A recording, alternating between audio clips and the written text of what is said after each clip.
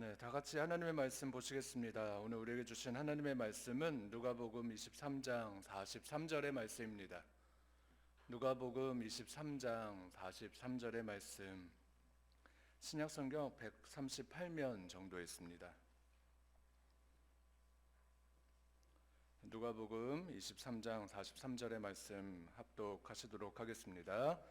예수께서 이르시되 내가 진실로 내게 이르노니 오늘 내가 나와 함께 낙원에 있으리라 하시니라. 아멘. 지난 주일 담임 목사님께서 이제 십자가 사건에 대해서 우리에게 말씀을 전해주실 때 저에게 가장 잘 다가왔던 말씀이 바로 이것이었습니다.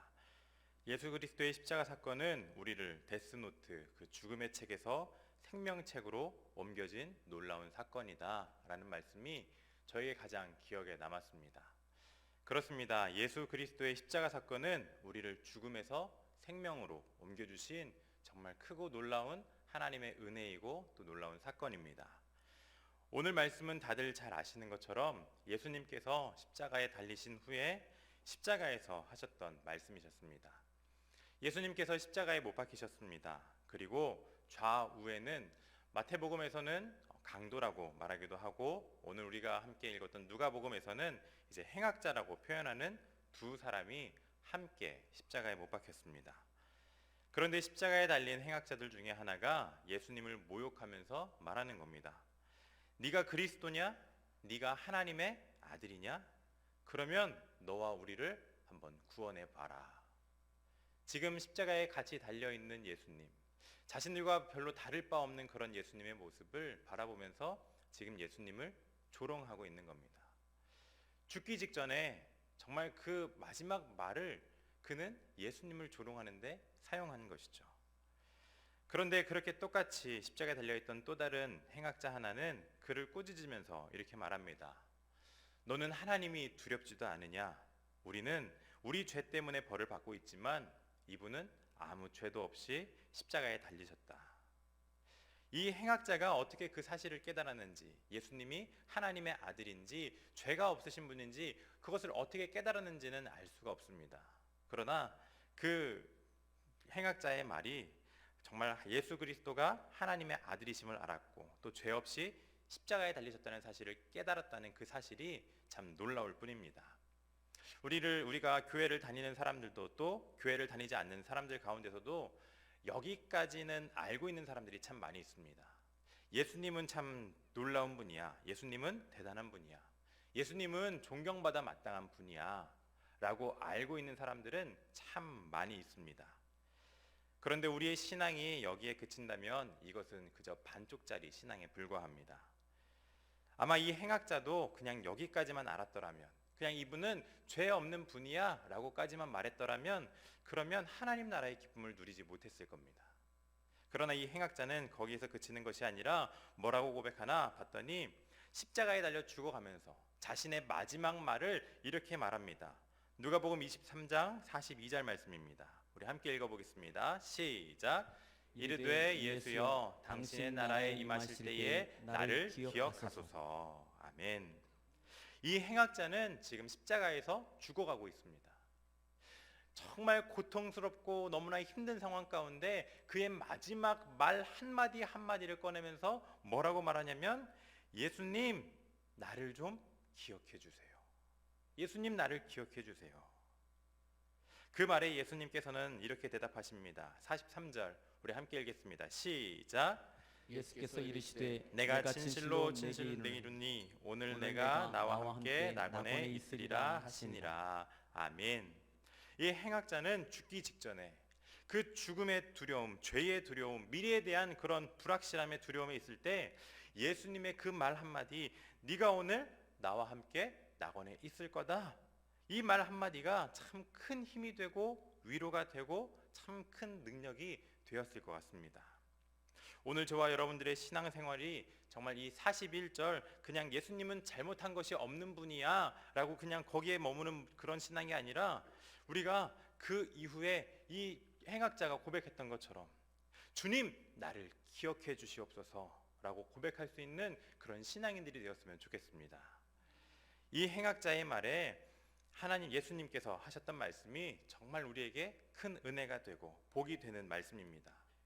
왜 그러냐면 이 오늘 내가 나와 함께 낙원에 있다, 이 말은 우리가 다시 말하면 이전에는 너와 나는 전혀 상관없는 그런 사이였지만 이제는 너와 내가 상관 있는 사이다.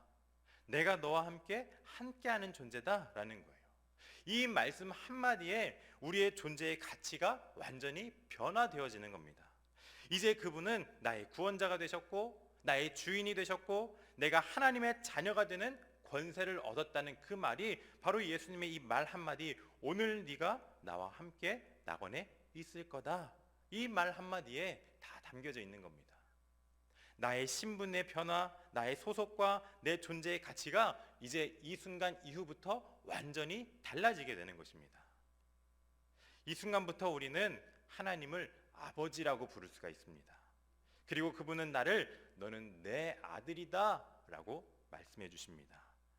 그러니까 우리의 인생이 완전히 달라지는 것을 경험하는 순간인 거죠. 완전히 달라지는 겁니다. 하나님의 자녀가 되는 겁니다. 하나님이 우리를 아들이라고 딸이라고 불러주시는 겁니다. 여러분들 모두가 다 이 말씀을 통해서 이제는 하나님의 아들로 또 하나님의 딸로 정말 살아가기를 간절히 소망합니다. 십자가 사건은 바로 그런 것입니다. 우리의 인생을, 우리의 신분을 완전히 변화시키는 사건입니다. 그러면 하나님의 아들처럼 우리가 살아간다는 것이 과연 무엇일까?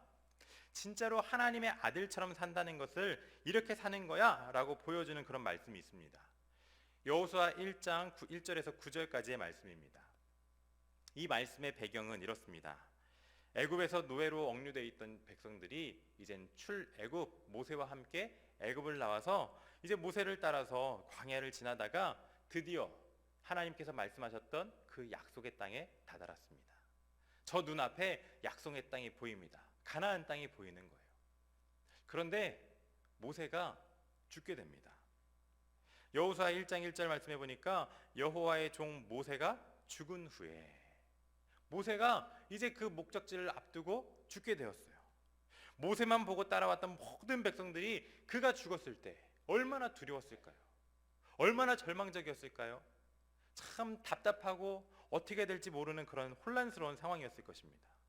그런데 그 뒤에 2절 말씀을 보니까 하나님께서 엄청난 명령을 이제 여호수아에게 하시는데, 내 종 모세가 죽었으니 이제 너는 이 모든 백성과 더불어 일어나 이 요단을 건너 내가 그들 곧 이스라엘 자손에게 주는 그 땅으로 가라 라고 말씀하시는 거예요. 이제 너는 그 땅으로 이 백성들을 이끌고 가라고 말씀하십니다. 그런데 한번 보세요. 당시에 이스라엘 백성들은요, 뭐 변변치 않은 무기도 없었어요. 그 안에는 어린아이와 또 청소년들과 별로 힘쓰지 못하는 그런 사람들까지 다 포함해서 200만 명, 300만 명이나 되는 그런 많은 사람들이 있었습니다. 훈련받은 군인도 없고 손에는 무기도 없었습니다. 여러분들이 한번 상상해 보십시오. 여러분들이 만약 여호수아라면, 그런 상황 가운데 있다면 여러분들 어떤 마음이시겠습니까? 아마 참 두렵고 떨리는 그런 마음이었을 거예요. 내가 과연 할 수 있을까? 내가 과연 이 사람들을 이끌고 갈 수 있을까? 저 땅을 내가 정복할 수 있을까? 아무것도 가진 것도 없는데 내가 과연 할 수 있을까? 그런 마음이었을 겁니다. 그럴 때 하나님께서 이 여호수아에게 뭐 좋은 무기를 주시는 것도 아니에요. 그저 하나님께서 주시는 것은 뭐냐면 약속을 주셔요. 딱 두 가지 약속을 주십니다. 여호수아 1장 3절과 4절 말씀을 보면 첫 번째 주시는 말씀이 뭐냐? 너희 발바닥으로 밟는 모든 곳은 모두 내가 너희에게 주었노니 그 땅이 4절 말씀 가운데 보니까 너희의 영토가 되리라. 이 첫 번째 약속, 너의 발바닥으로 밟는 땅을 내가 너에게 주겠다라고 말씀하시는 겁니다. 그리고 두 번째 약속을 보니까요, 5절 말씀이요, 내가 너를 떠나지 아니하며 버리지 아니하리니. 내가 너를 떠나지 않고 내가 너를 버리지 않겠다. 이 두 가지 약속을 지금 주님께서 주시는 거예요. 만약에 여러분들이 여호수아라고 한번 생각해 보십시오. 여러분들이 여호수아인데 지금 하나님께서 약속을 주시는 거예요. 뭐 군대를 주시는 것도 아니고요, 뭘 주시는 게 아니라 그냥 약속이야, 내가 너에게 약속할게 라고 약속을 주셔요. 200만 명이나 되는 사람들을 이끌고 이제 가나안 땅을 정복해야 됩니다. 목숨을 걸고 싸워야 되는 거예요. 자, 만약 여러분들이 여호수아라면 어떻게 하시겠습니까? 가시겠습니까? 아니면 멈추시겠습니까? 아니면 다시 옛날로 돌아가시겠습니까? 약속을 주셨지만 그러나 여호수아는 여전히 두려운 거예요. 무서운 거예요. 아니, 내가 지금 당장 보이는 현실이 아무것도 이루어지지 않았고 아무것도 없는 상황 가운데 그저 약속만 믿고 가기에는 너무나 두려운 거예요. 그래서 여호수아가 보니까 뭐라고 말하냐면 6절 말씀 가운데 이 두려워하는 마음을 하나님께서 너무나 잘 아셨어요. 그래서 여호수아에게 말씀하십니다. 야, 강하고 담대해라. 강하고 담대해라. 7절에도 보면요, 얼마나 이 여호수아가 두려워했던지 다시 한 번 더 말씀하셔요. 강하고 극히 담대해라. 강하고 담대해라. 그런데 그렇게 아무리 말씀하셔도 여호수아 마음 가운데 어떤 마음이 있어요? 두려운 마음이 있는 거예요. 무서운 거예요. 떨리는 거예요. 눈앞에 보이는 현실이 너무나도 참담한 거예요. 그러니까 하나님께서는 9절 말씀 가운데서도 다시 한 번 더 강조하십니다. 내가 내게 명령한 것이 아니냐? 강하고 담대하라. 두려워하지 말며 놀라지 말라. 내가 어디로 가든지 내 하나님 여호와가 너와 함께 하느니라 하시니라. 아멘. 다시 말하면 내가 너와 항상 함께 하겠다는 거예요. 네가 정말 네가 하나님의 아들이라면, 네가 정말 내 아들이라고 말한다면 내가 너를 떠나지 않을 거야. 내가 너와 함께 할 거야. 내가 너를 버리지 않을 거야. 나는 너의 목자가 될 거야. 너는 두려워할 필요가 없어. 놀랄 필요가 없어. 그냥 나만 보고 따라오면 돼. 라고 주님께서 말씀하시는 겁니다. 이 약속의 말씀을 들은 여호수아가 어떻게 달라지나? 그는 두려움의 자녀에서 이제는 하나님의 자녀로 그의 신분이 달라집니다. 그 약속의 말씀을 듣고 이 이후에 10절 말씀부터 보면은 이 여호수아가 이제 백성들을 정비하고 그들에게 말해요. 자, 이제 우리가 떠나자. 하나님이 우리와 함께 하신다. 하나님께서 약속하셨다. 우리가 승리할 거야. 그리고 그 말씀의 약속을 믿고 의지하며 나아갑니다. 그리고 결국 가나안 땅을 정복하고 승리합니다. 우리가 죄의 자녀로 살아갈 때는 사실 세상이 굉장히 크게 보입니다. 두렵습니다. 떨립니다. 그리고 그 앞에 나는 너무나 작아 보여요. 마치 세상은 큰 바위와 같고 나는 달걀같이 보입니다. 여러분, 계란으로 바위치기라는 말 들어보셨죠? 계란으로 바위를 치면 어떻게 될까요? 바위가 깨질까요? 아니요. 계란이 깨지죠. 그런데 이 최명이라는 작가가 혼불이라는 자기 저서에서 이 계란으로 바위치기에 대한 그 작가의 시각으로 풀어놓은 글이 있습니다. 제가 그 짧은 부분을 한번 읽어드려 보겠습니다. 낮바닥 봉창이 된 달걀이 어느 모서리에 속살이 쏟아지는 연약한 달걀이 바위를 치겠다고 자기 온몸을 내던진다면 그 얼마나 어리석은 일인가. 바위는 아무리 커도 죽은 것이요, 달걀은 아무리 작아도 산 것이니 세월이 흐르면 바위는 부서져 모래가 되고 달걀은 어미 품에 안겨서 껍질을 벗고 나오면 바위를 넘는 병아리가 된다. 저는 이 얘기를 복음으로 한번 이렇게 접목해 봤습니다. 그래, 맞아. 내가 세상의 자녀로, 죄의 자녀로, 저주의 자녀로 살아갈 때는 세상이 너무나 크게 보이고 나는 너무나 작게 보여요. 자꾸 두려움이 밀려와요. 무서워요. 떨려요. 그런데 이 세상을 헤쳐나갈 수 있을까? 마치 계란으로 바위치기 같은 그런 느낌이 듭니다. 그런데 그때마다 바위는 부서져 모래가 된다. 나는 예수 그리스도 품 안에 안겨 있으면 나는 저 바위를 뛰어넘을 수 있다. 저 바위를 넘게 하는 그 능력이 무엇이냐? 바로 예수 그리스도의 십자가의 능력이다. 예수 그리스도께서 십자가에서 나를 불러주셨고 나의 신분을 저주에서 복으로, 죽음에서 생명으로, 낡고 초라함에서 하나님의 자녀로 변화시켜 주신 그 십자가의 능력, 그 십자가의 능력이 세상을 이기게 한다. 그래서 예수님께서 그러십니다. 요한복음 16장 33절 말씀에 이것을 너희에게 이름은 너희로 내 안에서 평안을 누리게 하려 함이라. 내가 너희를 부른 것은, 내가 십자가를 지는 것은, 내가 너희를 구속한 것은 내 안에서 너희가 평안함을 누리게 하려 함이야. 어떠한 상황 가운데서도 너희는 두려워할 필요가 없어. 두려워할 이유가 없어. 그 이유가 뭐냐? 내가 바로 세상을 이겼기 때문이다. 내가 십자가에서 세상을 다 이겼기 때문에 나의 아들인, 나의 딸인 너도 더 이상 두려워할 필요가 없어. 너도 세상을 이긴 거야. 네가 오늘 나와 함께 낙원에 있을 거야. 네가 오늘 나와 낙원에 있으리라 라고 하셨던 그 말씀 안에는 우리의 생명이 있습니다. 우리의 소망이 있습니다. 우리의 존재의 가치가 그 안에 담겨져 있습니다. 우리는 하나님의 아들이요 하나님의 딸입니다.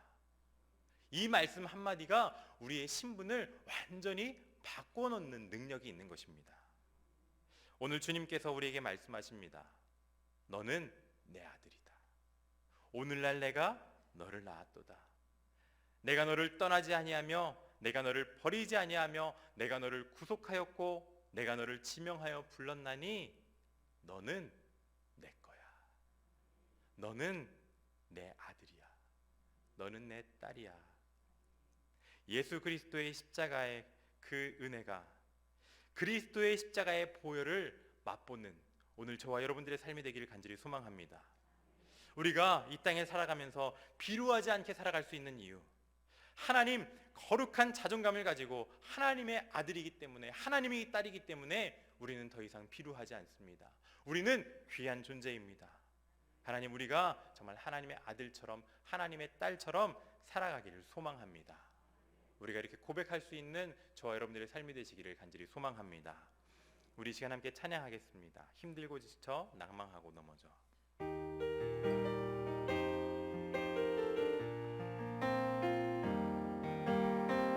힘들고 지쳐 낭망하고 넘어져 일어날 힘 전혀 없을 때에 조용히 다가와 손 잡아주시며 나에게 말씀하시네. 나에게 실망하며 내 자신 연약해 고통 속에 눈물 흘릴 때에 못자국 난 그 손길 눈물 닦아